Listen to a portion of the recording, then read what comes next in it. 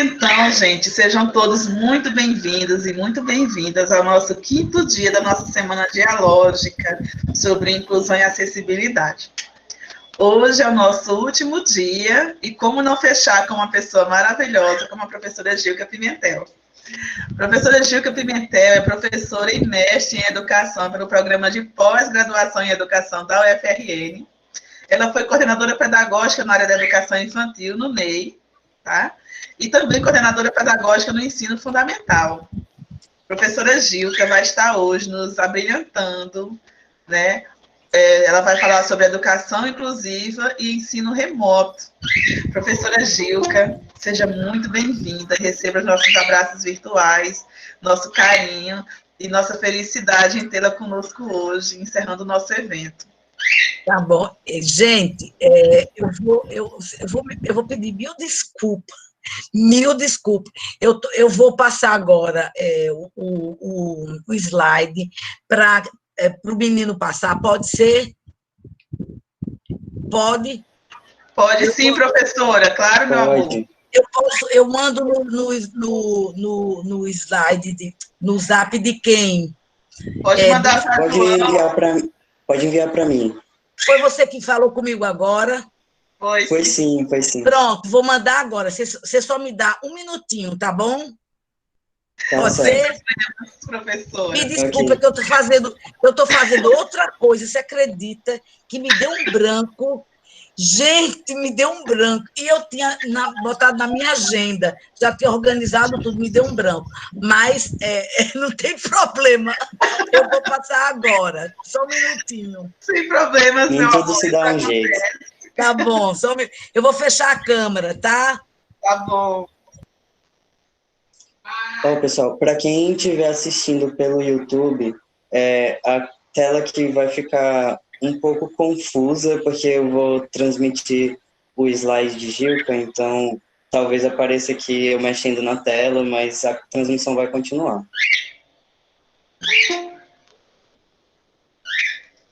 Bem-vinda, Ana Paula. Boa tarde. Lembrando, gente, que se vocês optarem para ir assistir no YouTube, infelizmente não vão poder assinar a nossa lista de frequência, porque por questões de segurança nós não vamos disponibilizar a lista de frequência no YouTube. Ela vai ser divulgada apenas aqui na sala, tá bom?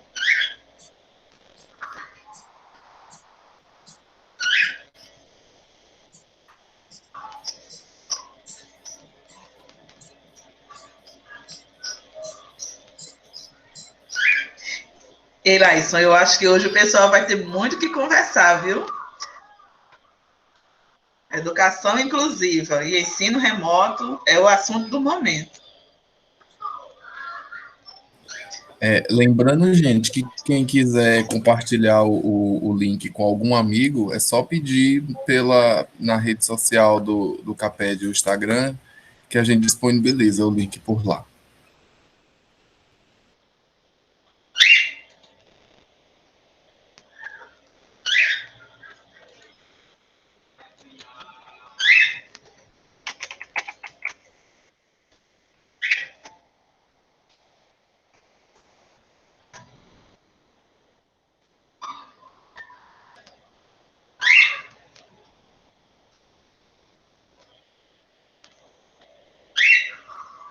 Eu vou...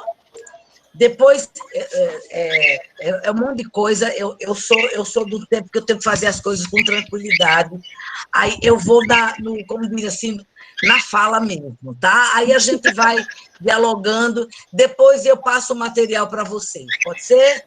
Tudo bem, professora.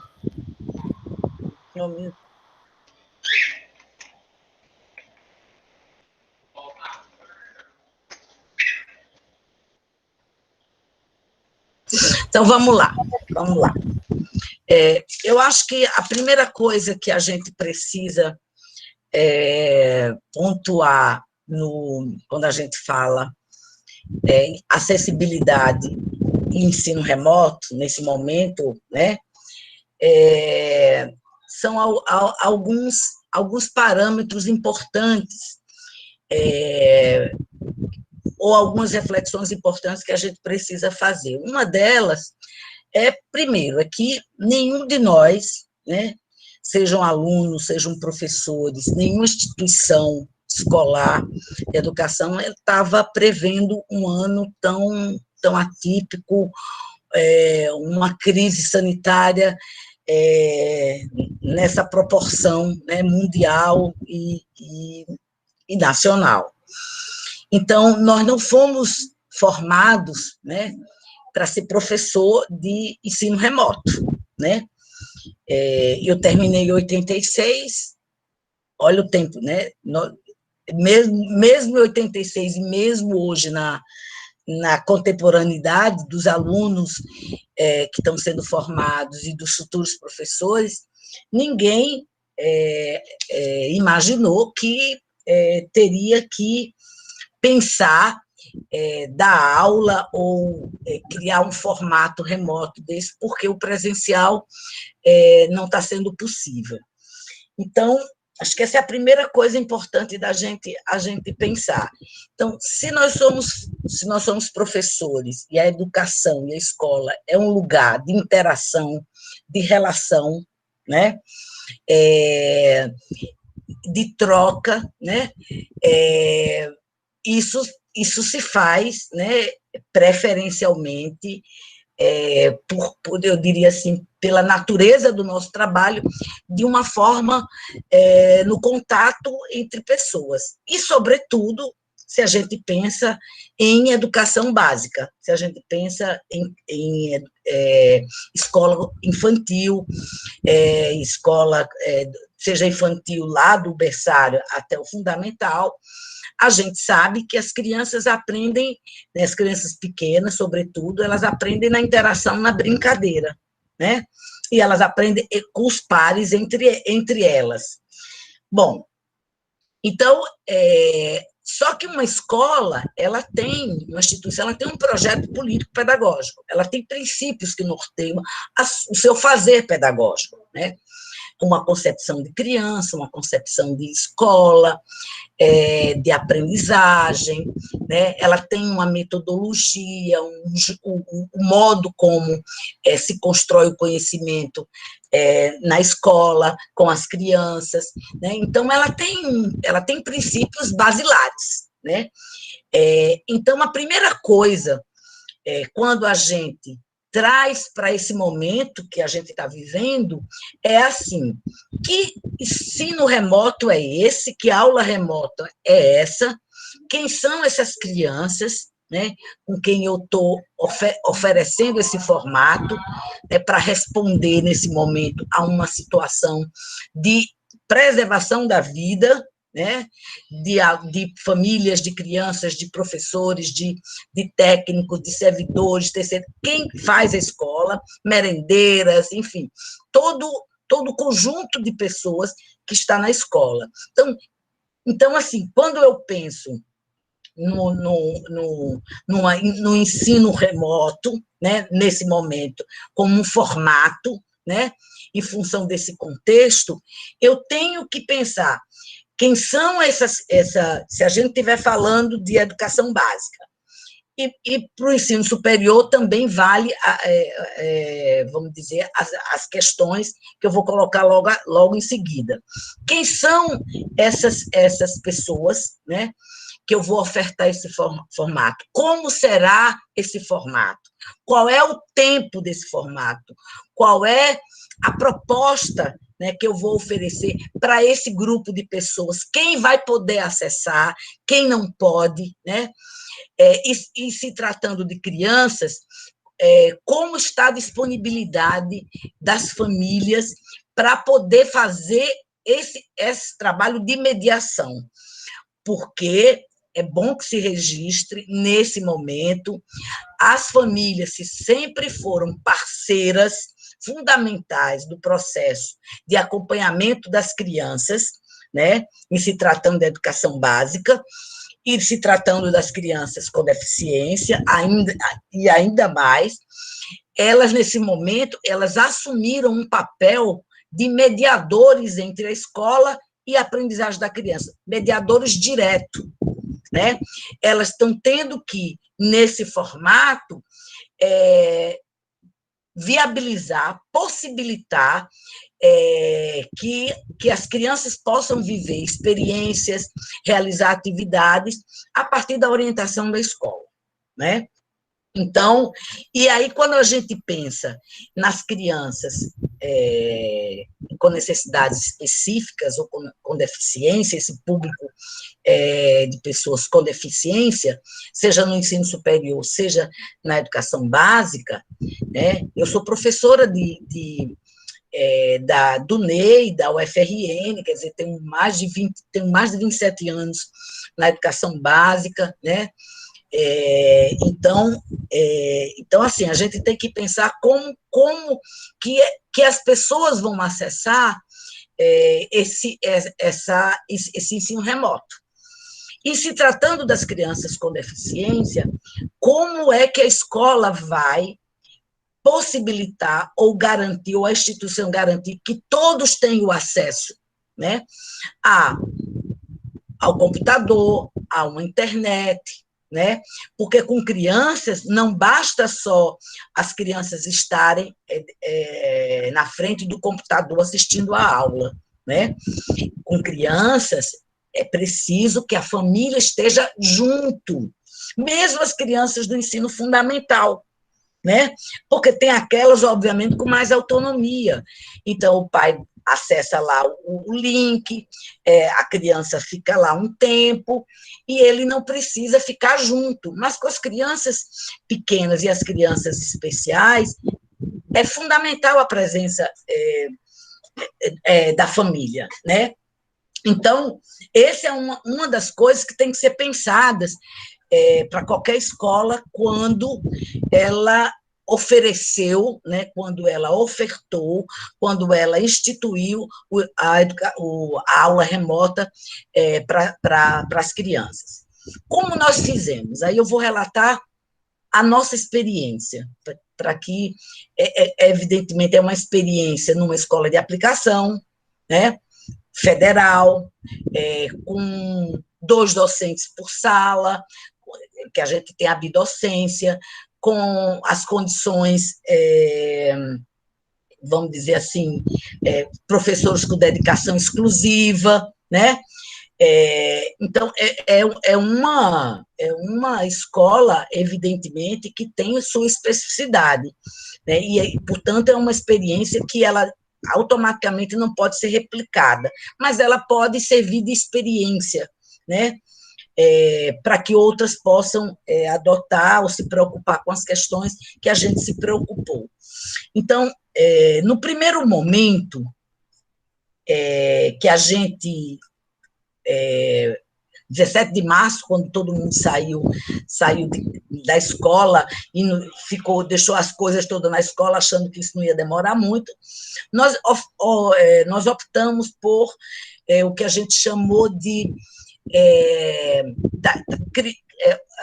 a gente construiu algumas orientações, um quadro de orientações para as crianças, para as famílias, onde a gente, didaticamente, a gente orientava como é que as famílias podiam realizar essas experiências ou essas atividades.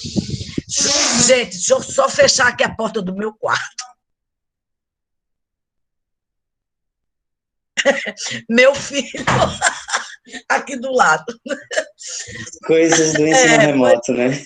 Então, a gente começou inicialmente enviando orientações semanais, com um quadro para a semana, orientando didaticamente como as famílias podiam jogar, como as crianças podiam acessar filmes, como as famílias podiam ler histórias, como as famílias poderiam brincar, né? Então, a gente fazia essas orientações e enviava para o e-mail das famílias.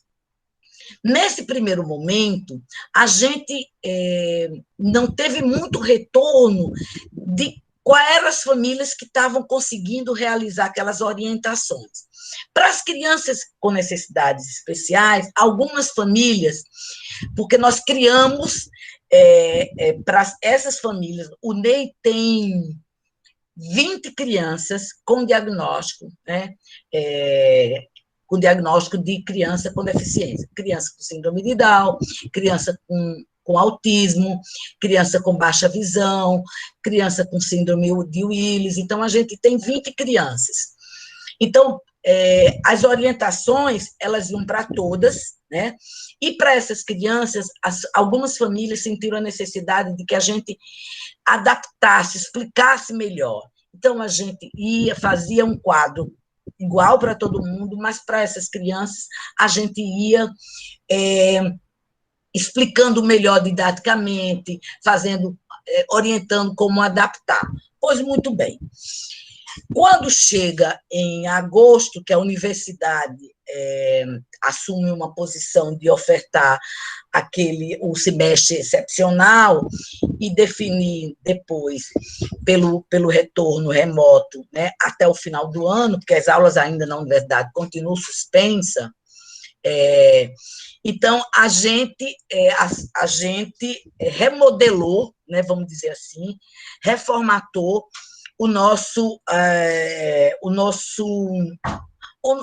o ensino remoto, que antes não era obrigatório, vamos dizer assim, eram sugestões, agora ele passou a ter encontros presenciais.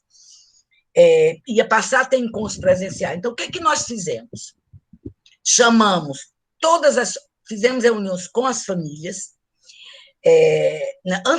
Anterior a isso, o que nós consideramos para formatar esse novo modelo de encontro remoto, né, com todo mundo, com as crianças. Nós trouxemos os princípios da escola para o formato remoto. Que princípios são esses? Crianças de turma 1, com 2 anos, elas ficam 4 horas de frente ao computador? Não. Nem crianças maiores, adultos, é muito cansativo. Existe, inclusive, toda uma orientação aí da Associação de Pediatria, né, de que as crianças, de que não expor muito tempo as crianças na tela. Embora muitas escolas privadas tenham feito isso, né? Então, nós não optamos por isso. Por quê? Porque a gente entende que a criança tem um tempo, né, era necessário o tempo e a gente respeitar o direito da criança e as condições da criança de permanecer muito tempo sentada. Você imagina uma criança com 2 anos ficar 3 horas em frente ao computador? Não, né? Não rola, como diz, não dá, né? Então, para a educação infantil, nós formatamos encontros de 20 minutos com as crianças. A gente chamou as famílias para uma reunião, colocamos como é que seria, né? Que nós estávamos experimentando, a gente não sabia como é que as crianças iam reagir, né, a esse formato, né, que uma coisa é uma criança estar na sala de aula, estar junto do colega e vendo a professora, outra coisa ela está vendo os seus colegas através de uma tela, com as imagens pequenininhas, redondinhas, quadradinhas, né, sem ela conseguir visualizar a imagem do professor, que é muito importante o vínculo, né? Lembrando que essas crianças tiveram pouco tempo de vínculo com a escola e sobretudo, as crianças pequenas, né? De turma 1, de turma 2, elas tiveram pouco tempo de vínculo com a professora, porque no NEI a gente muda os professores a cada ano. Então, nós chamamos as famílias, colocamos o nosso formato, colocamos como seriam encontros, né, de 20 minutos, a gente sugeriu que as crianças pudessem vir com a farda da escola, a gente estabeleceu alguns marcadores importantes, como a música da escola, a gente sugeriu que se era possível as crianças estarem de farda, se era possível na família ambientar, ter um ambiente na casa, para que ela soubesse que naquele dia ela tinha esse encontro com os colegas, com a professora. Então, a gente construiu uma série de estratégias para garantir esse encontro da criança com os professores e os colegas. Para as crianças especiais, nós chamamos cada família individualmente, né? No remoto, claro, tudo isso, gente, no remoto, né, na plataforma, como a gente está fazendo aqui. E aí a gente diz, olha, a gente está pensando assim, o que é que você acha? Você acha que é possível? E aí a gente teve alguns depoimentos assim, eu acho que para fulano não vai dar, uma criança muito comprometida do ponto de vista da linguagem, comprometimento sensorial, com crises de epilepsia frequente, eu acho que não vai rolar aula remota para ele. Pois não é que rolou, gente, né? Não é que rolou. Agora, é 5 minutos. Essas crianças especiais, elas ficam 5 minutos. Não importa se é 5, se é 10. E aí a gente foi nos surpreendendo com a beleza, a participação das crianças. As professoras cantavam, botavam a música, fizeram vídeos com a escola, tinha na educação infantil, tinha atividades, tinha momentos que era construir massa de modelar. Você imagina você fazer massa de modelar, eu aqui como professora e a família do outro lado e a criança, fazer culinária, fazer jogos, tudo isso mediado pela família, e a professora lá na tela orientando, cantando, lendo história. Então, a gente foi aprendendo a fazer isso. Nenhuma professora do Ney, ela tinha digamos, a habilidade, né, de usar as ferramentas de tecnologia, né? E vocês podem me dizer o tempo que eu tenho, viu? Porque senão eu passo a tarde toda falando, viu? Então, por favor, me diga aí. Então, se apropriando, gente, se apropriando de como usar aplicativo tal, ferramenta tal, de como fazer um vídeo, de como... enfim, a gente foi usando, a gente foi aprendendo coletivamente. E aí as famílias foram nos respondendo, né, dando essa devolutiva, né? A gente criou grupos de WhatsApp para todas as turmas, para que o professor, na segunda-feira, ele manda o quadro do que vai acontecer a semana toda, né? Tem turmas que são 2 encontros com todo mundo, e aí tem em pequenos grupos, por exemplo, primeiro ano do fundamental, tem um encontro que é com toda a turma, no segundo dia, encontro de 1 hora, no fundamental, encontro de 1 hora, né? No máximo estourando 1h10, 1h15. Então, o primeiro dia, segunda-feira, é um encontro presencial, encontro com todo mundo. No segundo dia, nós dividimos a turma em pequenos grupos, e aí o professor acompanhava esses grupos, né, de uma forma mais individualizada, porque eram grupos, às vezes, que tinham 4, 5 crianças, e com as crianças especiais, a gente também foi fazendo isso, inserimos ela nesses grupos. Algumas crianças a gente foi sentindo também necessidade de fazer coisa mais individual para ela, porque ela não conseguia ficar, ela não conseguia entrar, então a gente fazia vídeo dirigido para ela, como se estivesse falando com ela. Então a gente foi criando um conjunto de estratégias para permitir que as crianças pudessem participar no tempo dela, e a gente, mesmo remotamente, a gente assegurar uma qualidade, né, do trabalho, a partir dos princípios que a gente tem, né, de uma escola de qualidade, da riqueza da interação, do diálogo, da participação da criança. E aí a gente tem feito isso. Então, a gente criou grupos com a turma, a gente criou grupos específicos com a família das crianças com necessidades especiais, com deficiência. Então, nesse grupo está a professora, a mãe ou o pai, os dois, e eu, que sou coordenadora de inclusão, e aí as famílias ficam, esse dia foi bacana, tem família que está postando vídeo, está fazendo registro, e aí a gente vai tendo a devolutiva e esse diálogo e essa conversa com a família, como é que foi naquele dia com a criança, se ela está mais irritada, se ela não está, se nesse dia ela ficou mais... E aí a gente tem reconstruído estratégias, né? Uma das coisas que a gente fez para as crianças menores e as crianças com deficiência foi pedir que as famílias colocasse a foto e o nome de cada criança no espaço da criança, né? A gente construiu um semanário, com os dias da semana, com a rotina. Teve mãe que colocou a foto das crianças e o nome, mandou fazer como ir, me botou na geladeira. Então, as famílias foram participando ativamente desse processo, porque sem elas não seria possível, né? Então, e aí, em paralelo, simultaneamente, a gente também criou um espaço que a gente está chamando de círculo formativo, que é um momento em que a gente reúne as famílias para discutir um tema, para levar... agora mesmo, dia 1º, a gente vai discutir a dimensão afetiva e emocional das crianças nesse período de isolamento social. A gente está trazendo a professora Cida Dias, com 2 professoras de música, de educação física, né? Então, a gente também está ajudando as famílias vivenciarem, né, esse processo tão difícil, porque veja que para as famílias, de um dia para outro, elas viraram professores, quando elas não são professores.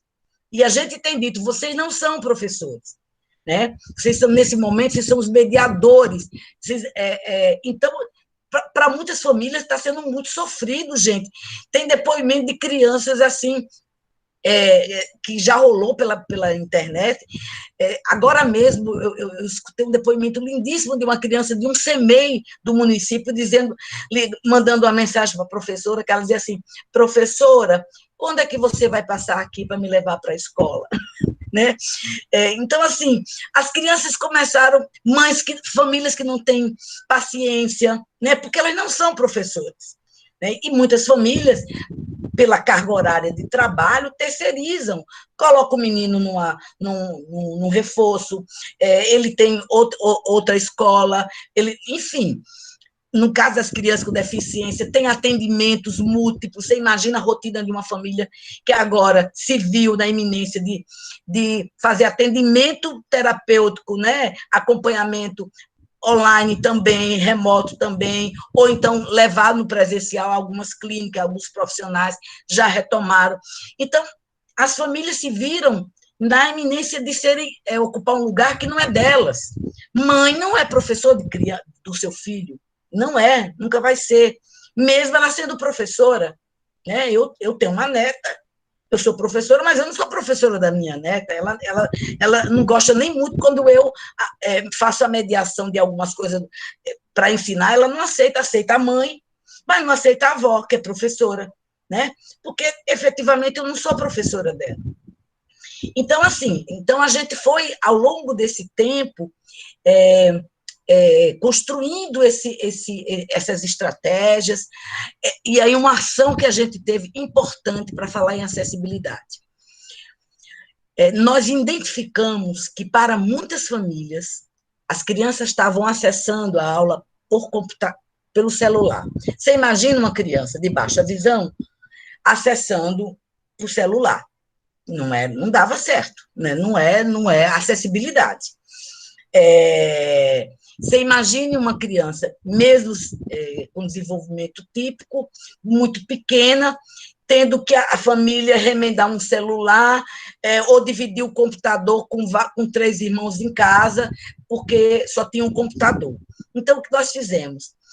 Fizemos uma campanha, através da Associação de Paz do NEI, que chama NEI, de doação de celulares e notebooks, para que essas famílias pudessem dispor dessas ferramentas em casa, para possibilitar que a criança pudesse participar desses momentos remotos. Então, a gente fez um levantamento com as famílias, para saber quem eram as famílias que não tinham celular, ou que só tinham um computador, e a criança entrava pelo celular, e aí a gente fez essa distribuição desse material. Aí vocês me perguntam assim: todas as crianças estão participando? Algumas, a grande maioria sim, algumas não, né? Algumas porque os pais não deixaram de trabalhar, e aí quem fica com a criança, às vezes, é um avô, uma avó, né? Como pedir um avô e uma avó que entre no Meet, que aprenda a desligar a câmera, desligar o som, que aprenda... a gente até... Nós, inclusive, fizemos com algumas que nos demandaram, até orientar a babá que estava com a criança, para ela poder acessar, pelo menos, aquele momento em que a criança estava com as crianças, né, no encontro. Então, assim, a gente foi construindo isso, né, ao longo de março, desses 7 meses, e mais particularmente de agosto para cá, foi quando, de fato, as crianças passaram a ter esses encontros sistemáticos, né, virtualmente. E eu acho que a gente tem feito, na minha avaliação, a minha impressão como professora, que tenho acompanhado, é que a despeito de que jamais o remoto vai substituir o presencial, não vai, jamais, mas a despeito disso, nós temos conseguido fazer com qualidade, né, as aulas remotas para esse grupo de sujeitos que são as crianças, inclusive as crianças com deficiência. Então, a gente tem registros lindos, gente, de criança com 2 anos, com síndrome de Down, naquele momento, né, vendo a professora, dando tchau, mandando beijo, se dirigindo à câmara para beijar a professora, para beijar o colega.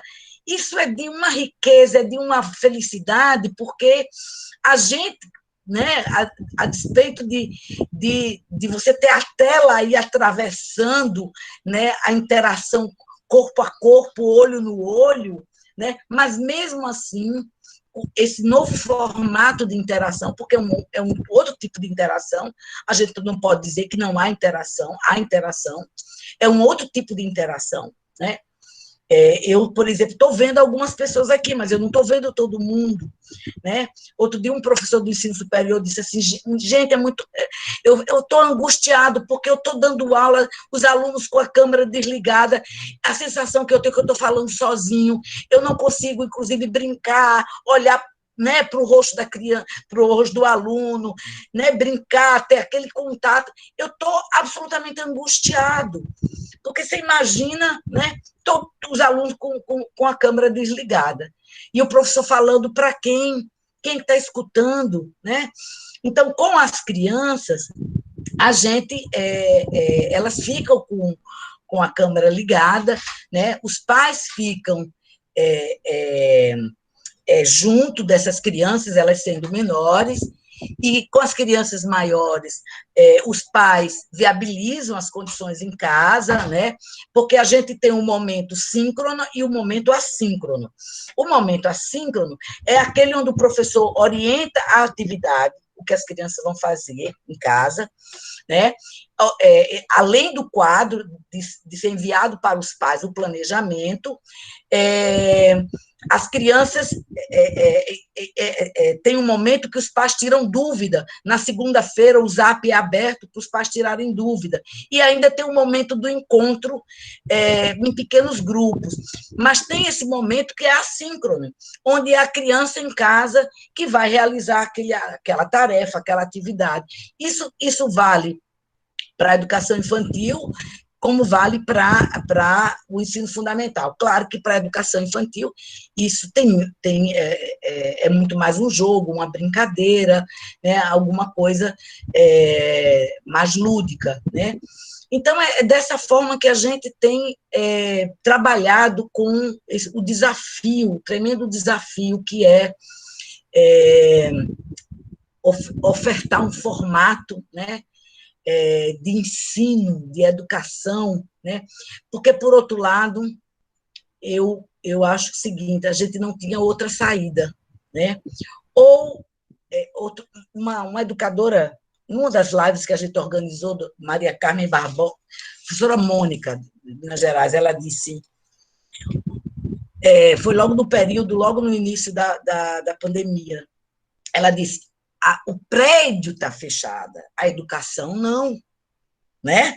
O prédio fechou. E como é que a gente agora vai dar continuidade a um direito da criança, do adolescente, né, de ter o seu processo escolar de aprendizagem garantido, né? Então, o formato remoto, eu acho que foi a coisa mais possível que a gente encontrou para garantir o direito de cada um dos alunos de ter continuidade no seu processo de aprendizagem. E a escola, porque a escola não é um muro, a escola não é um prédio, né? A escola ela é uma dinâmica interacional, né? Dialógica, né? Presencial, de trocas, né? E essa é a dinâmica, essa é a vivacidade de uma escola, né? Então, o que acontece no prédio é feito por pessoas, né? Na interação, no diálogo, né? Enfim, então eu acho que é essa experiência que eu poderia relatar para vocês aqui, de uma forma muito simples, mas ao mesmo tempo assim muito, eu diria muito feliz. Eu como professora que eu tenho no NEI 27 anos, eu entrei em 94, né?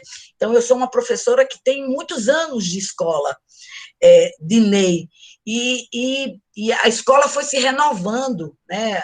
O NEI hoje tem uma renovação no seu quadro muito grande, de 2010 para cá, né?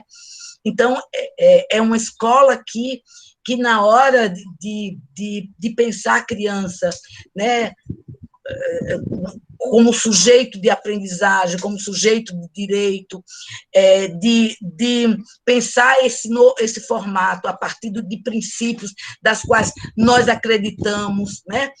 Nós fazemos e realizamos no presencial, a gente precisou se debruçar, precisou apostar, precisou aprender, né? Então, assim, eu diria que a gente, a despeito dessa diversidade, né, nós temos conseguido fazer o melhor que podemos.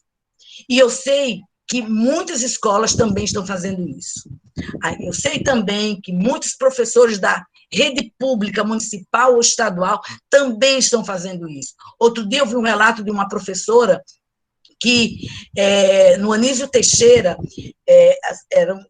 acho que são crianças, são adolescentes, não sei se deficiência visual ou auditivo, e a família só podia ajudar à noite, porque trabalhava. Então, que a professora remanejou esse momento de encontro só com esses alunos para poder garantir, né, que esses alunos pudessem, de fato, estar ali, né, vivenciando a aprendizagem. Então, assim, eu sei que a escola, todas as escolas dos educadores, e eu acho que a gente, do mesmo jeito que a gente aplaude o pessoal da saúde por estar na linha de frente, arriscando sua vida, nós precisamos aplaudir, sabe, os professores da rede pública, municipal e estadual, né,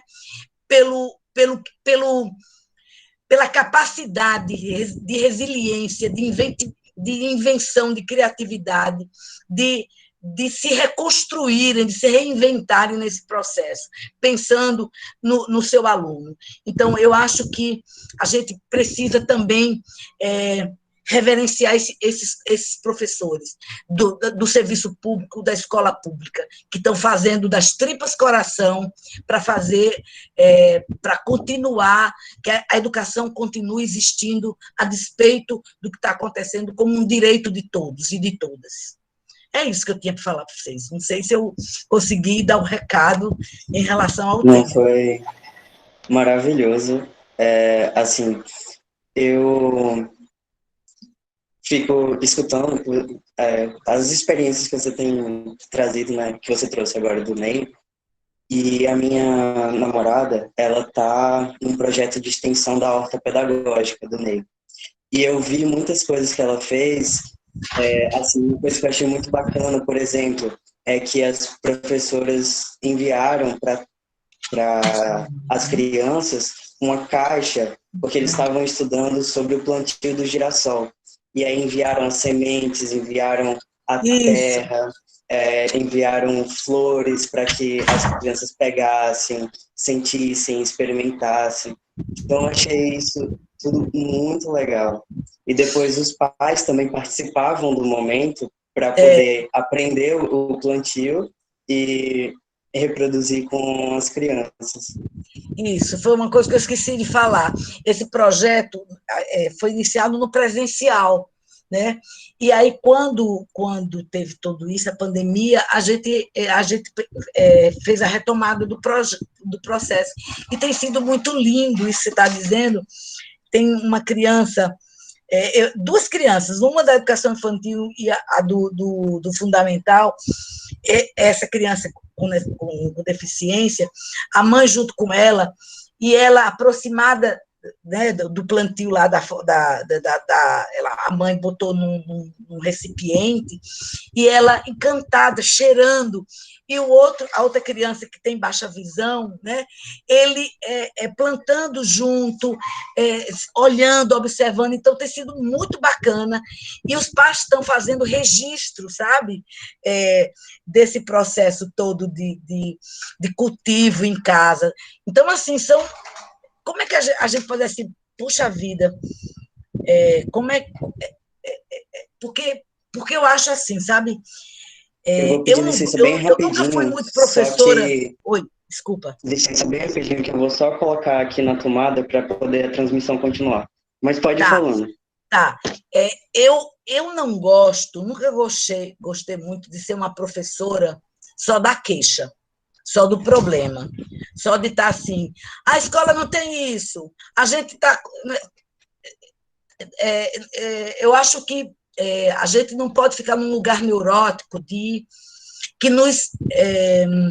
que faz com que a gente não encontre saídas, sabe?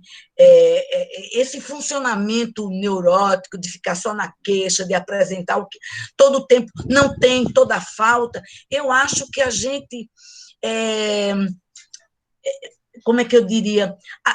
É muito angustiante, porque impede o professor, inclusive, de pensar alternativas e avançar no seu processo. E eu não estou dizendo que o professor tem que gastar do seu salário, embora muitos façam isso no interior, na rede pública, às vezes precisa levar o seu papel, comprar alguma coisa. Não estou dizendo isso. Eu só estou dizendo que, mesmo com coisas simples, com materiais simples, nós podemos oferecer, né, situações significativas de aprendizagem com as crianças, seja da periferia, seja do NEI. Qual é a diferença do NEI? Claro, tem uma diferença, sim. Nós somos professores da rede federal, nós temos uma carreira isonômica com magistério superior, nós temos um salário relativo bom, né, para essa crise que está acontecendo aqui, nós temos dedicação exclusiva, nós temos bidocência, então é uma situação diferenciada. O professor lá da rede pública municipal ou estadual, ele tem que sair de uma escola para outra, ele não tem DE, e a gente ainda faz ensino, pesquisa e extensão, também para a gente não é fácil, porque para existir dentro da universidade, uma escola de aplicação, ela também tem que fazer esses projetos que, da Horta, por exemplo, é um projeto de extensão. Então, a gente ainda tem, além do ensino, tem que pensar na pesquisa e na extensão. Então, a nossa vida também não é fácil, né?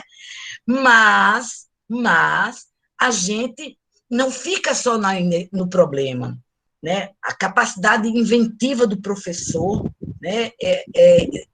Eu fico muito admirada e, sinceramente, me emociona muito eu ver um professor da rede pública do interior, fiz muita formação no interior, e eu ver o capricho, a dedicação dos professores de estarem criando jogos, estarem criando coisas significativas para levar para a sala de aula. Então, às vezes, né, ficar nesse lugar de queixa, de falta, a gente também está tirando o direito das crianças de aprenderem, né? É direito do professor ter as condições de trabalho? E a gente tem que lutar no sindicato, para isso. E a gente tem que lutar junto à Câmara, à Assembleia, ao governo federal, ou seja, nós precisamos se organizar como categoria para isso. Mas a gente tem um compromisso social, a escola tem um compromisso social, ela tem uma função social. E as pessoas têm direito de aprender, têm direito de ter o acesso ao conhecimento. E as pessoas têm esse direito. Nós fomos formadas para isso, né? Nós somos professoras para garantir, para ajudar nesse processo de construção do conhecimento. Então, eu acho que a gente precisa, e acho que tem muito professor que se reinventa e está se reinventando nessa crise. Eu diria isso com muita tranquilidade. Os professores estão se reinventando nessa crise. Sim, sim. É extremamente rico, eu estava vendo aqui, né, alguns comentários. E é muito bom a gente que está nesse processo de formação, tá escutando essas experiências, esses casos concretos de como está sendo lidado o ensino remoto, né? Eu tenho o meu irmão de 8 anos aqui e ele está tendo aula remota, mas falta um cuidado, até mesmo um preparo mesmo da professora, que não sabe lidar tão bem com as tecnologias, né, do celular, do computador, e acaba que ele tem que passar a manhã inteira sentado na frente do computador e ele não consegue se concentrar para estar esse tempo todo. Então, a gente aqui, aí chega também a participação da família, né, de estar tendo que depois sentar com ele, revisar o conteúdo, porque ele não consegue prestar atenção e fazer tudo como seria no ensino presencial. E o NEI, como uma escola de aplicação, né, poder estar fazendo experiências, como você falou, não vão ser possíveis de aplicar 100% em outros lugares, mas que servem de inspiração, né? Eu, inclusive, fico muito feliz, assim, eu sei que você não vai lembrar, mas eu cheguei a ser seu aluno, meu irmão também foi seu aluno no NEI, e é muito feliz estar aqui compartilhando esse espaço. Sim, sim. Mas aí já faz um tempinho, né? Você foi meu aluno na turma de alfabetização ou antes? Não, eu fui professor, era turma 3. Você terminou em que ano no NEI? Mas seu rosto não é... Em 2005. 2005 eu terminei. 2005. Eu acho que foi na turma de alfabetização que a gente lançava os livros, não é? Do final do ano? Não, mas na alfabetização a minha professora foi Rutilene. Rutilene. E eu devo ter sido na turma 4, da turma 3. Olha aí, tá vendo? Ai, que felicidade. Ai, que maravilha, João. Que maravilha. É uma felicidade enorme estar aqui com vocês. Quer dizer, com vocês não, com você. Então, eu queria agora abrir o espaço para quem está inscrito para falar. Eu acho que a primeira pessoa é Felipe. Estou certo? Isso, Felipe. Isso. Então, pronto. Queria começar desejando uma boa tarde, né, para todos e todas que estão aqui presentes. A gente está no último dia, né, dessa primeira semana dialógica sobre acessibilidade e inclusão do nosso curso. Uma iniciativa maravilhosa, né, da Coordenação de Inclusão e Acessibilidade, que é coordenada por Socorro, que também está aqui presente, e uma iniciativa muito bacana também do Centro Acadêmico de trazer, né, e levantar essas discussões tão importantes. Para a gente, enquanto educador, né, enquanto humano também, poder aprender justamente com essas partilhas. Queria agradecer muito a presença da professora Gilca também.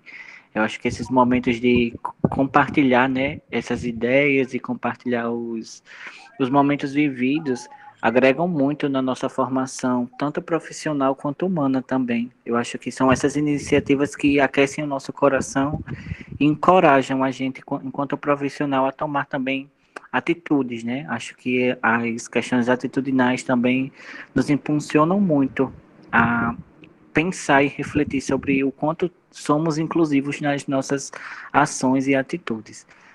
Queria destacar também da fala da professora sobre a questão das tentativas, né? Por exemplo, quando ela fala sobre as reuniões que aconteceram dentro do NEI, de planejamento, né? Eu acho que diante da situação em que a gente vive no nosso país, diante das situações adversas que o coronavírus nos impôs, refletir a nossa prática e principalmente planejar as nossas práticas diante do contexto que a gente está vivendo é muito importante. Por isso que esses momentos de reuniões, né, entre professores, entre coordenadores, gestores de escolas públicas e privadas é tão importante, que é para justamente a gente conseguir construir um modelo de educação que a gente vai transferir, né, desses momentos presenciais para o remoto. Obviamente, como a professora já destacou muito bem, nada vai substituir o ensino presencial, né? Essa troca, essa partilha, esses momentos de interação são únicos, é presencialmente que a gente se forma. Mas as ideias e os direitos, elas têm que expandir os muros, né? Tem que expandir o concreto das escolas, elas têm que se espalharem, né, pelo chão das casas também agora, nesse momento que a gente está vivendo. E aí eu também gostaria de destacar essa consciência de que os alunos, né, e alunas, crianças com deficiência, elas têm suas peculiaridades e, portanto, assim como nas nossas ações, né, eu sou estagiário da educação infantil. Assim como a gente tem que conquistar, né, as crianças com deficiência da forma presencial, na forma remota também não é diferente, como a professora já bem pontuou. Se elas não conseguem passar 10 minutos, 20 minutos como as outras crianças, o tempo que elas passarem com a gente e conseguirem, de fato, terem uma experiência positiva, ou pelo menos conseguirem ter algum tipo de momento que relembre a ela esse vínculo da escola, do professor com a criança, né, com ela, é de fundamental importância. Eu acho que o abandono institucional é que não deve acontecer, né? O abandono institucional segrega a criança desse espaço e desse direito que ela tem, que a escola precisa assegurar. Então, eu acho muito importante a gente, diante dessas falas, né, eu sei que o NEI é uma instituição privilegiada, como a professora já pontuou, né? Os professores têm as suas cargas horárias exclusivas para a instituição, é diferente nas instituições públicas, né, municipais e estaduais, mas que essas experiências nos encorajem, nos motive também a pensar, né, e a sair da nossa zona de conforto. Eu acho que essa condição de educador, de pedagogo, né, que a gente está se formando, nos mantém assim não nos mantém estáticos. Eu acho que o professor ele essa condição de educador nos faz pensar, refletir e criar mesmo. Eu acho que é uma condição muito importante. Então, gostaria muito de agradecer esse momento e deixar esse comentário aí para a galera. Muito obrigado. Obrigada, Felipe, também pelos comentários, né, pela sensibilidade. É verdade, tudo que você falou, eu assino embaixo. Quem mais? Socorro? Olá, professora Gilka, boa tarde. Boa. Primeiro dizer que é um prazer imenso estar lhe conhecendo mesmo de forma virtual. Eu já lhe conheço de fama, ouvi falar muito bem de você, fiquei muito feliz em saber que você tinha concordado em participar desse nosso momento tão gostoso. Obrigada. Professora, que sua fala foi maravilhosa, e enquanto você falava, eu ficava lembrando, eu estou agora entre o 10º e o infinito período do curso, e dizer que enquanto você estava falando, eu ficava lembrando dos meus estágios em escolas públicas aqui da cidade onde eu moro, que é São Gonçalo do Amarante. E confesso que comecei a ficar imaginando aquelas minhas colegas professoras, algumas, inclusive, por incrível que pareça, hoje em dia, ainda não conseguem usar nem o WhatsApp, por exemplo, de uma forma mais prática, né? Nós estamos vendo essas nossas colegas professoras com essa dificuldade de estar acessando plataformas virtuais, de estar produzindo material e estar compartilhando de forma virtual tanto que algumas escolas estão compartilhando com os alunos materiais físicos impressos que os pais estão indo pegar. Isso. E aí, quando a gente fala em educação inclusiva, nesse contexto de pandemia, no formato remoto, tudo se multiplica, todas essas dificuldades, elas chegam de forma, uma amplitude que não dá para mensurar, né? E quando você fala da realidade do Ney, a gente sabe, né, que a bidocência é um sonho na escola pública que, infelizmente, não existe, né? Porque nós temos, hoje em dia, um professor titular muitas vezes sobrecarregado, muito sobrecarregado. Quase nunca você encontra um professor de educação básica que tem apenas um vínculo, você dificilmente vai encontrar isso, né? Então, você encontra um professor que é muito sobrecarregado, que não tem, vamos dizer, tempo e estrutura para investir numa educação continuada. Nós temos profissionais que muitas vezes, por conta da sua remuneração, não têm condições de ter um equipamento decente de informática, e isso é uma realidade. E aí, quando a gente vem para a realidade do aluno, que é uma criança muitas vezes com deficiência, que a família, às vezes, não tem um benefício, e quando tem um benefício para essa criança, é um benefício que é para custear a subsistência de uma família, que muitas vezes é uma família extensa, e aí a gente vem para a sala de aula, uma criança que possivelmente não tem acesso a equipamento de informática, né? Não pega um celular, não sei, para jogar, e muitas crianças com deficiência intelectual, elas têm celular, mas apenas para usar como um jogo, como uma brincadeira, e aí para você fazer esse trabalho de tirar, de desconstruir o celular como um brinquedo e colocar como uma ferramenta didática, é muito complicado para nós, como educadores, que dirá para uma mãe, que muitas vezes usa esse aparelho para que o filho fique um momento, dê a ela um momento de tranquilidade, enquanto ela faz um almoço, ela lava uma roupa, é a realidade. Eu digo isso porque aqui em casa eu tenho 3 filhos, uma criaturinha de 1 ano, um com 15, que tem deficiência intelectual, e uma com 8. Então, nós somos 3 estudantes em casa agora, e eu confesso, professor, que eu não consigo dar conta, né? E eu fico pensando muito na realidade dessa mãe que tem um filho com deficiência em casa, que não estuda metodologia de ensino, que não pagou didática com a maravilhosa Marisa. Então, assim, como essa mãe está lidando com esse momento? Como essa colega educadora está conseguindo, tentando transpassar essa barreira tecnológica, que para algumas coisas está sendo muito boa.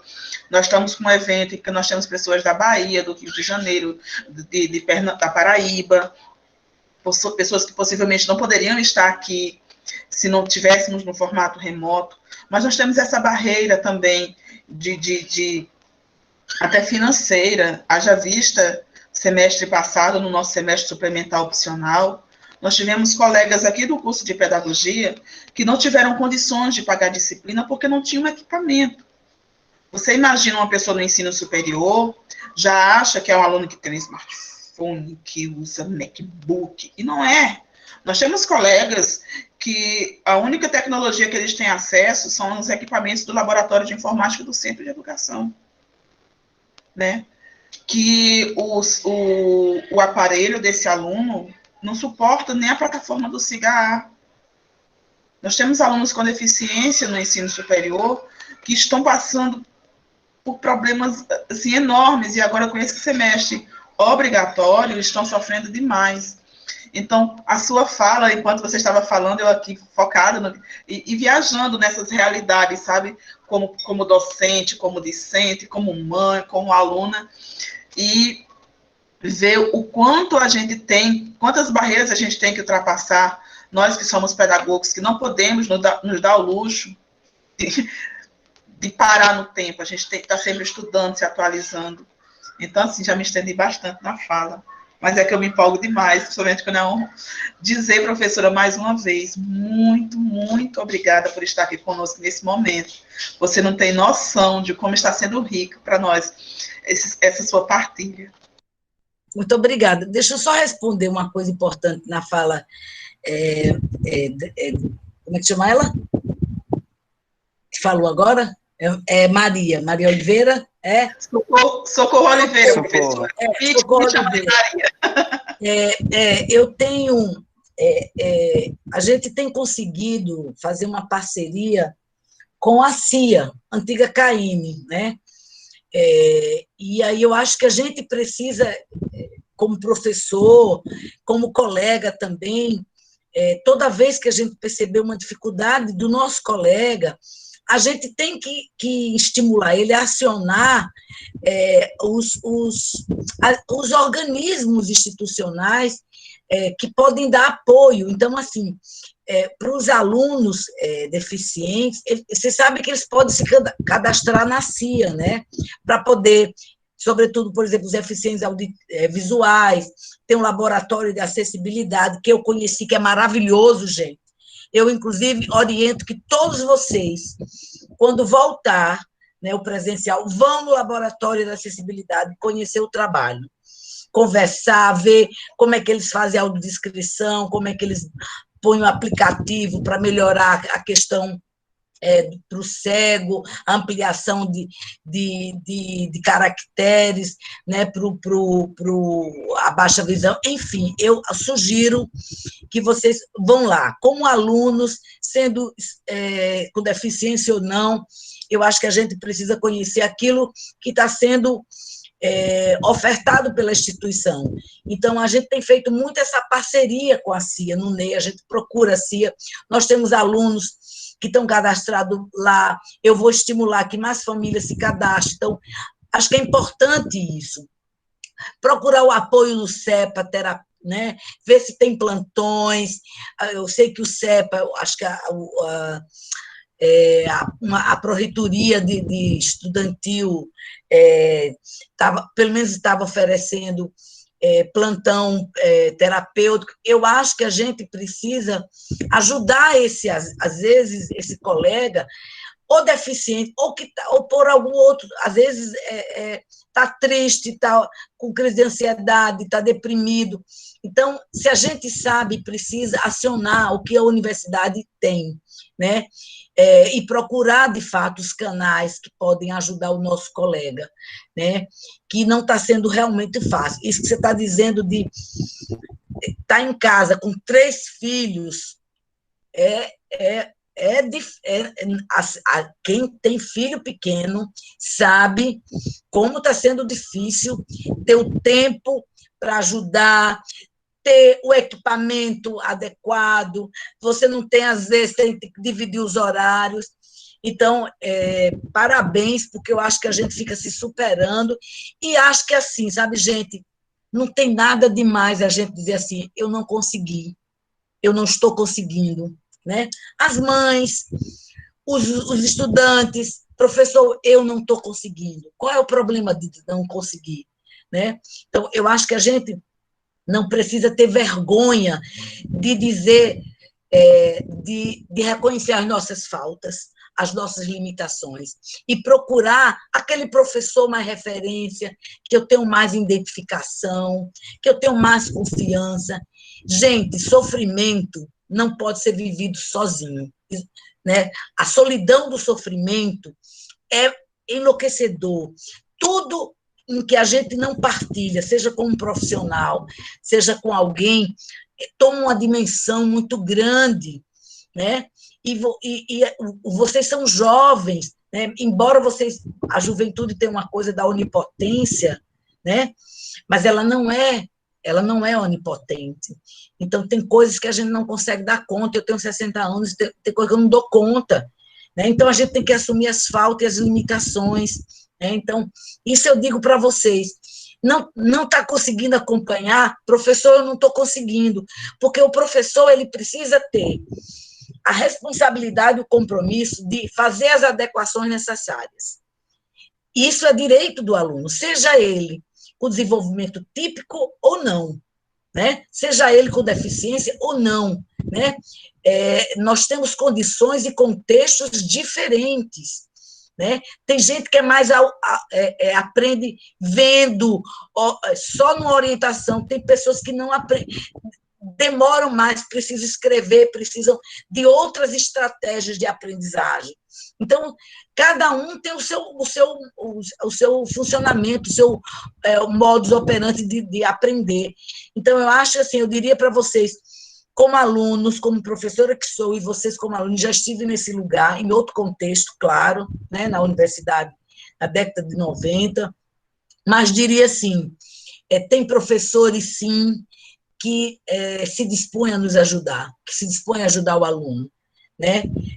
Que se dispõe, e é tão bom quando a gente encontra, né, um professor, ele marca a vida da gente, quando ele pode, de fato, tirar a gente, às vezes, daquela tristeza, daquela impotência, né, às vezes a gente acha que não tem uma solução, enfim, sabe? Eu acho que muitos profissionais da universidade, a CIA tem feito um esforço muito grande de fazer esse acompanhamento aos alunos com deficiência, e sei que professores do Centro da Educação, a professora Marisa eu conheço, está no GTA, é uma professora muito amorosa, muito sensível, né? Ela e outras tantas do Centro da Educação tem feito esse trabalho de acolhimento, sabe? Porque uma das coisas fundamentais no possível retorno, ou no modelo agora remoto, é o acolhimento a todos e a todas, né? Eu acho que, apesar da frieza do computador, da tela, né, mas a gente pode se acolher pela palavra, a gente pode acolher pela palavra, pela ação, né? Se a gente não pode chegar junto, né, mas existem alternativas. E na escola pública, muitos professores, quando estão imprimindo materiais, estão fazendo kits de jogos, estão emprestando livros, ou seja, as escolas estão se reinventando e os docentes estão se reinventando. Eu sempre vou dizer isso, vou repetir isso todo o tempo, porque eu acho que é isso que está acontecendo. E eu tenho muito respeito pelo professor da escola pública, porque fui também da escola pública, mas conheço a realidade da escola pública.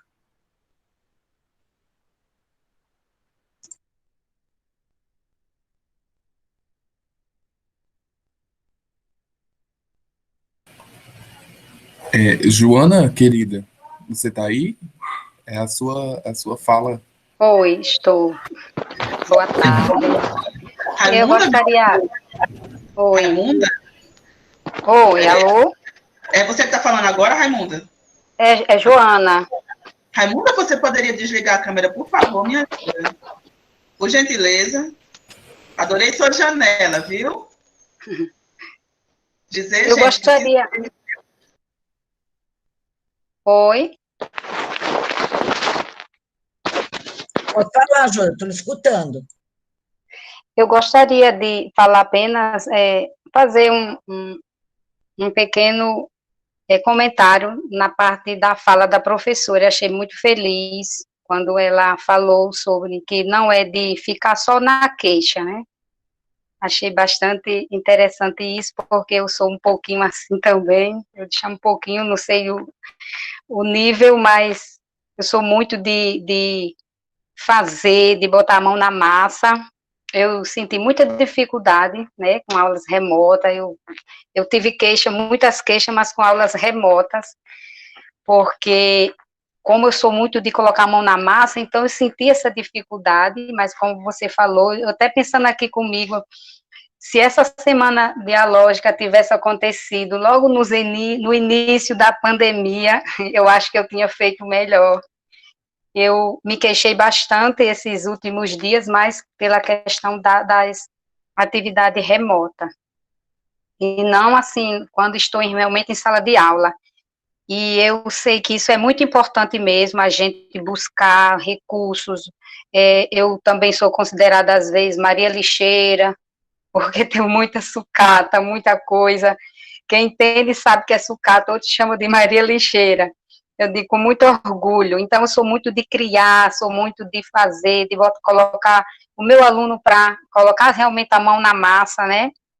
E de buscar recursos, gasto também, muitas vezes. Você falou também, assim, sobre que foi professora de outras professoras no interior, eu também sou do interior, né? Então, eu tenho muito isso, de buscar aquilo que a escola não tem, eu levo de casa, guardo muita coisa para fazer.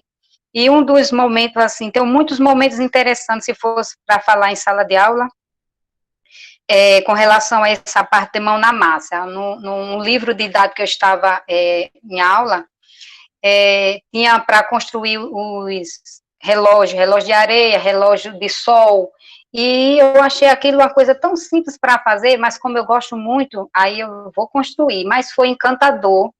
Os alunos não conheciam o relógio de areia, e muitas vezes eles pegavam esse relógio de areia escondida do armário, e pensavam que não já estavam, inventando brincadeira, mandando um pular, até o relógio, a areia sair, e assim, enfim, foi bastante interessante, que marcou muito isso, que eu também acredito, né, nesse ideal, né, que com o simples podemos sim oferecer uma aula produtiva, diferenciada e que o aluno realmente aprende bem com esse tipo de aula. E era somente isso, esse pequeno comentário sobre essa frase da professora, de que não é de ficar só na queixa.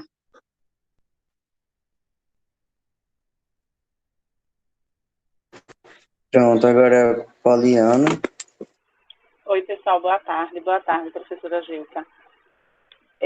Eu amei toda a colocação que a senhora fez. Eu estou em processo de formação e achei riquíssimo para mim, que ainda vou entrar em contato, né, com a prática. Mas eu queria também destacar essa fala da senhora em relação a não... Claro que nós temos que buscar nossos direitos, reivindicá-los, a gente não pode ficar quieto, mas a gente não pode atribuir esse prejuízo para o aluno, repassar esse prejuízo para o aluno. E aí eu queria fazer rapidinho, trazer uma experiência que eu ouvi no começo do meu curso e que para mim foi maravilhoso, de uma amiga que começou a trabalhar na rede municipal, através de um contrato, e quando ela chegou na escola, ela tinha um cenário assim, os alunos com idades diferentes e aprendizados também diferentes. Os pais, às vezes, quando ia deixar o aluno, ela presenciava a mãe tratando o aluno, não pelo nome, mas com um palavrão, e a realidade que se vê na escola pública. E ela fez um trabalho nesses 2 anos que ela ficou lá, de integração dela com os pais, a ponto dela conseguir mudar também esse tratamento dos pais com o aluno. Mãezinha, como é o nome dele? Vamos chamar pelo nome, não é legal chamar ele assim. E ela começou a fazer um trabalho com os recursos que tinha, que quando ela deixou a escola, assim, os pais sentiram muito, e ela também conseguiu esse envolvimento da escola, pai e aluno.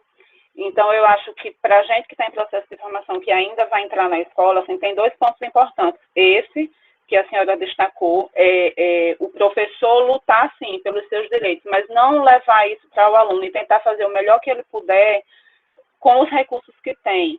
Se a senhora deu o exemplo dos computadores, da campanha que fez para poder arrecadar computador, quer dizer, se vocês tivessem ficado de braços cruzados, vendo que aquele aluno não ia conseguir interagir no ensino remoto e não tivesse feito nada, tivesse parado somente pelo poder público, certamente todos os alunos estariam sem aula. Então, nós temos esse papel de não prejudicar os alunos e procurar fazer o melhor que a gente puder, e também, na hora de fazermos o nosso papel de educador,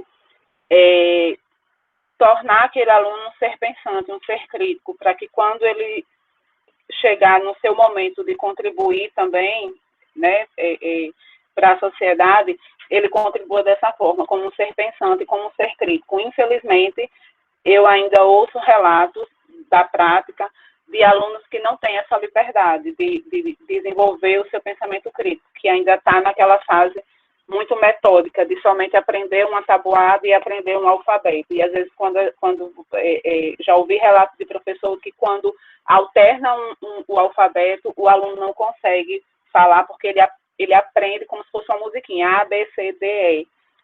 E eram esses pontos que eu queria destacar. Amei tudo que a senhora colocou. Vai servir muito para mim, com certeza.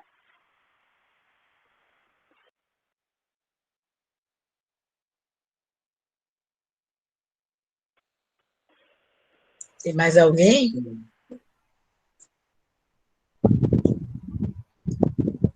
Vocês estabeleceram a previsão para encerrar até que horas? São 15 minutos. Oi? Tem Maria do Céu ainda. Estou dizendo, o tempo que vocês estabeleceram para encerrar, qual é? Entre 15h30 e 16 horas. Tá, professor? Tá bom. Sem problema. E 16 horas eu tenho uma reunião do A sindicato. gente termina antes, pode deixar. Tá bom, tá bom. Olá, boa tarde a todos.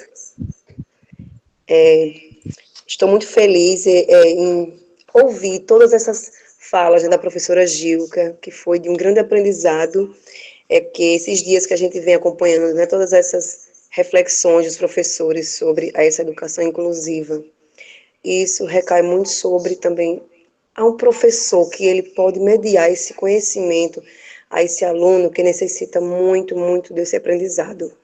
E quando o professor quer, ele faz acontecer. Então, não existe barreiras, né, para que nós possamos fazer um bom trabalho, um trabalho de excelência. Professora Gico, obrigado por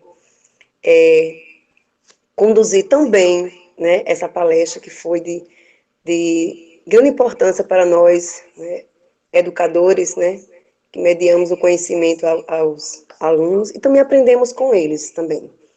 E a sua fala foi esplendidamente maravilhosa. Parabéns, obrigado por tudo.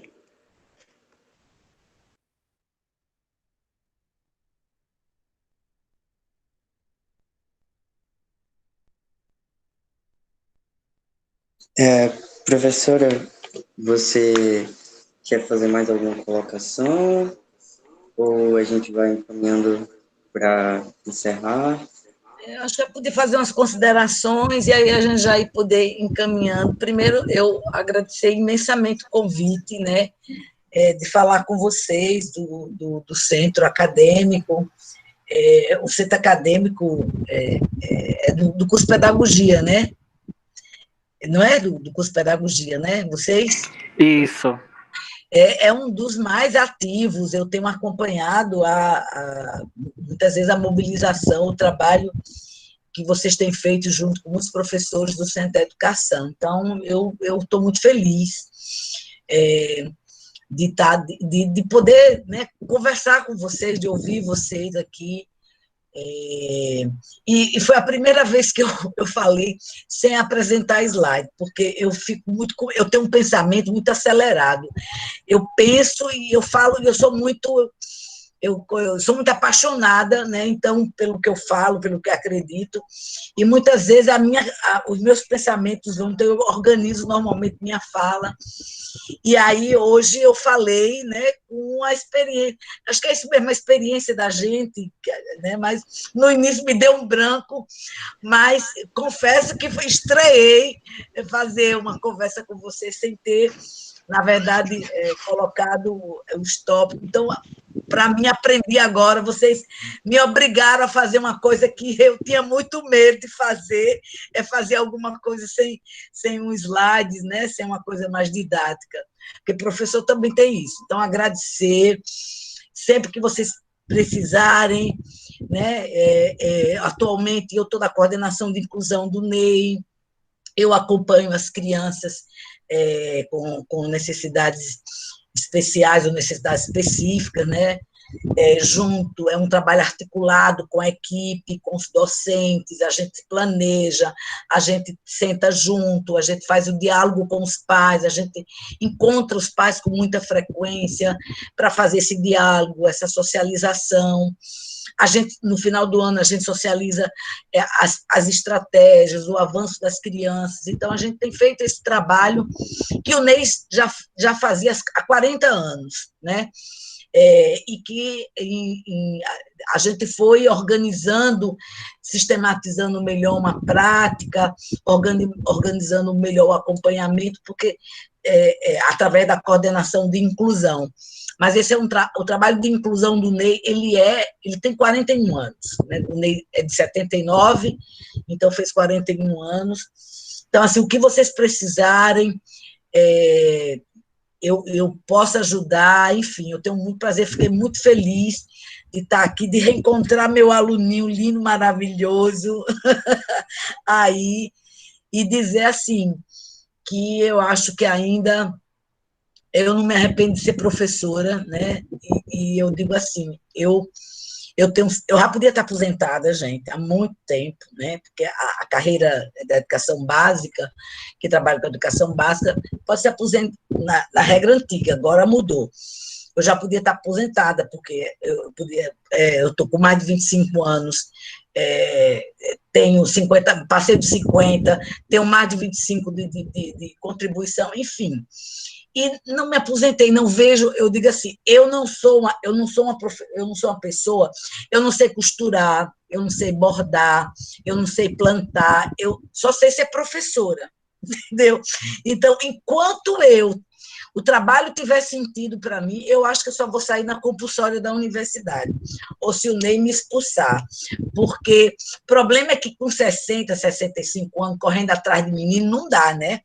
Eu vou correr com a bengala, o menino correndo na frente e eu correndo atrás, e eu não vou conseguir alcançar o menino, né? Mas eu sou uma professora que tem muita vivacidade, mas sei que 65 anos, ser professora de criança, aos 65 anos, não é fácil, viu, gente? É diferente ser professora no ensino superior, com adultos, adolescentes. Mas é uma paixão, né? Eu acho que eu sou apaixonada por ser professora, sou apaixonada pelo que faço, sou apaixonada pelo Ney, me sinto extremamente comprometida com a educação pública, laica, de qualidade, sabe? Sou defensora dos direitos dos servidores, dos professores, dos alunos, estimulo que você se organize através dos centros, dos sindicatos, porque eu acho que essa dimensão política, né, é importante, a universidade permite isso, né, através dessa organização e mobilização, e eu acho que a gente tem que aliar o nosso profissionalismo, a nossa profissão, nossa profissionalidade, com a dimensão política, no sentido mais amplo, sabe, de estar defendendo uma escola e uma sociedade inclusiva, sabe, que respeite os direitos humanos, que respeite as crianças, que respeite os adolescentes, que respeite a questão de gênero, de raça, que respeite as pessoas pelo que elas são, né? A escola é esse lugar plural, a sociedade tem que ser esse lugar plural, né? E eu acho que a gente tem a obrigação cidadã de lutar, né, nesse momento, sobretudo nesse momento no Brasil, em que a gente está passando por muitas ameaças de perda de direitos, de repressão, de perseguição, de machismo, de racismo. Então, nós temos esse compromisso e a universidade é um lugar privilegiado para isso, pela pluralidade que ela tem. A universidade não cabe patrulha ideológica, não cabe escola sem partido. A universidade é plural, ela tem autonomia acadêmica, ela precisa contemplar divisões, pontos de vistas, abordagem teórica, é isso que faz a universidade ser o que ela é. Então, só agradecer, adorei ver vocês, precisando, pode me contatar, se eu tiver disponibilidade, eu topo, tá bom? A gente aqui agradece, assim, fico muito feliz e estou vendo que todo mundo está muito feliz também com a sua presença aqui. Foi de muito conhecimento que você trouxe para a gente, né? Muitas informações que eu tenho certeza que todo mundo vai poder tirar proveito do seu modo. Muito rico, principalmente, eu acho que quem ainda não teve contato com isso, quem está no começo do curso e está nos acompanhando, mas para quem também já é professor há muitos anos, né, cada um vai pegando aquilo e aplicando na sua realidade. Então, eu quero agradecer também a presença de todo mundo que esteve conosco, não somente hoje, mas também nos outros dias da nossa Semana da Acessibilidade e Inclusão. Principalmente Socorro, aqui, que foi, junto com a Elaine, né, foi a grande idealizadora desse evento. Então, parabenizar que se esforçou mesmo com as 3 crianças para cuidar em casa. Uma quarta, né, que não é exatamente uma criança, mas também dá trabalho para ela. Então, parabenizar. Agradecer o espaço que ela me deu para ajudar também, na medida que eu pude, estar colaborando com isso. Hoje não tivemos, infelizmente, a presença dos intérpretes de Libras, mas que estiveram conosco durante todos os outros dias e foram, assim, fantásticos. Então, agradecer também a Cia. E dizer para vocês acompanharem as atividades do CAPED. A gente está sempre postando coisas lá no Instagram, que é o que o Felipe já divulgou aqui no chat, né? O CAPED UFRN-BR. Então, podem acompanhar por lá o que a gente tem feito, as nossas ações. E que, com certeza, né, depois do que vimos hoje, vamos, sim, se for necessário, chamar a professora Gilca de novo, né? Foi uma presença, assim, muito feliz na nossa tarde. E é isso, pessoal. Alguém tem algo para falar? Eu acho que Socorro está com o microfone ligado, ela vai querer dizer alguma coisa. É que Gilca conseguiu fazer quase o impossível. Ela conseguiu me deixar sem palavras, conseguiu me calar. Gilca, isso é quase impossível. Eu estou muito emocionada, acho que dá para ver né? Eu estou muito emocionada de ter todos vocês aqui. Essa semana ela foi incrível. Ela foi incrível. Ela foi uma ideia que nasceu umas 3h30 da madrugada, porque, para quem não sabe, eu sou uma pessoa também com deficiência, eu tenho deficiência intelectual. Meus amigos mais próximos não dormem de noite, porque não permito.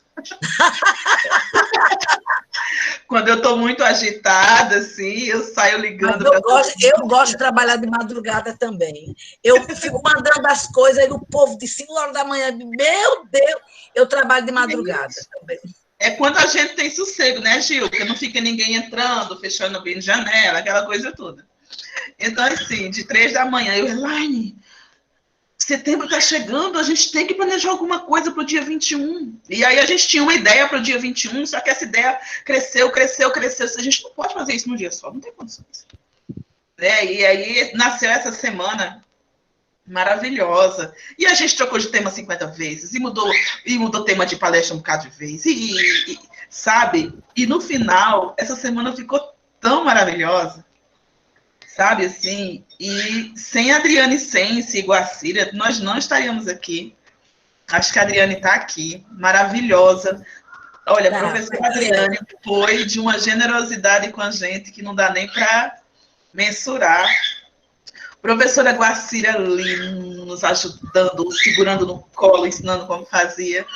Então, assim, se esse evento foi tão legal, tão bom, né? E eu fiquei muito feliz quando eu vi pessoas do Rio de Janeiro, de Santa Catarina, de São Paulo, de Recife, da Bahia. Eu, como assim? Né?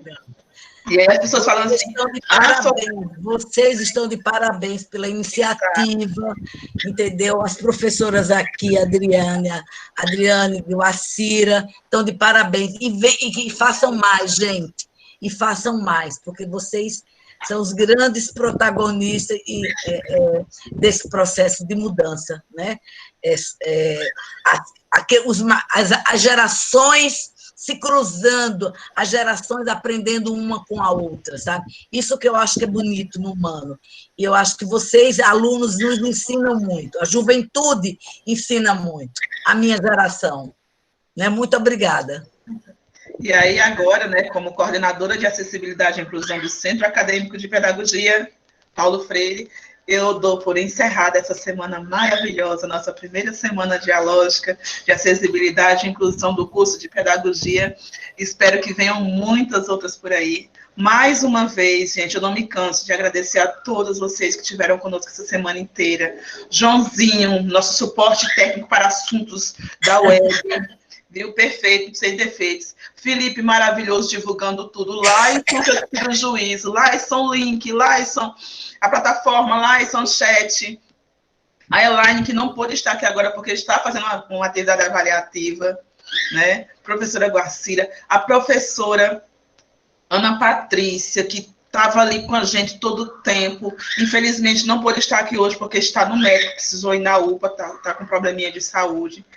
Então, assim, é maravilhoso, sabe? Assim, nós tivemos professores de CEMEI, professores de outras universidades, professores de escolas estaduais, mães, pais aqui. É muito gratificante, muito bacana. sabe? Viu? E é isso, é dizer... Porque, assim, obrigado parece tão pouco, mas, gente, foi lindo, foi maravilhoso, viu? Se cuidem. Não esqueçam de fazer inscrição, gente, para garantir o certificado, hein? Preencham os dados direitinho. Se cuidem, cada um de vocês, se cuide. Beijo. Beijo, gente. Abraço, cheiro a todos vocês. Vou encerrar a gravação agora, tá bom? Um abraço, gente. Tchau, tchau. Tchau, tchau, tchau.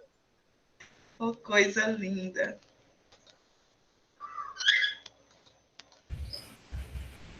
Deu tudo Conseguimos. certo. Ai, gente, que semana maravilhosa. Eu tô tão feliz. Encerramos a gravação. Podemos conversar besteira agora. Nossa, que semana linda, gente. Estou muito feliz. Ai, meu Deus, não tô nem acreditando. E bom que faz 2 horas que eu mandei parar de gravar e o Google Meet ainda está gravando. Porque a minha internet, ela não funciona na velocidade do meu pensamento. Eu vou encerrar aqui também a transmissão do YouTube. Socorro, amiga. Até de noite